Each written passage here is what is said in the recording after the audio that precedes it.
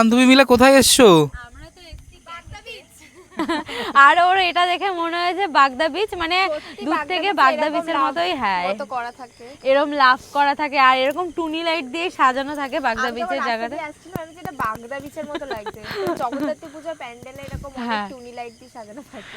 আচ্ছা, তোমরা কেউ কি গেস করতে পারছো আমরা এখন কোথায় এসেছি? এটা আমি থোড়া একটুখানি দেখিয়ে দিই। আমাদের আশেপাশের লোকেশন সবাই গেস করতে পারবে। অনেকেই আসে, মানে এই জায়গাটা খুবই সুন্দর, মানে আমাদের এখানে যেটুকু যা আছে বেশিরভাগ মানুষ সন্ধ্যাবেলা আসে এখানে। সন্ধ্যাবেলা আসে। এখন জানো কটা বাজে? 10টা 5। 10টায়।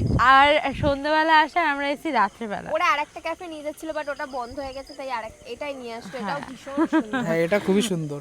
আসতেই ওরা লেট করেছে, কি আর করা যাবে। চলো চলো চলো। এই দেখো এখানে একটা, আমি শুনলাম সোমেন বলে এখানে একটা নৌকো আছে, ওখানে নাকি 100 টাকা পার আওয়ার নেয়। হ্যাঁ হ্যাঁ, ভেতরে ঢুকে 100 টাকা করে। ওটাও খুব সুন্দর। ওই দূরে রয়েছে। এখানে আমরা মাঝে মাঝে আসি, আমরা বিয়ের আগে এখানে আসতাম ঘুরতে।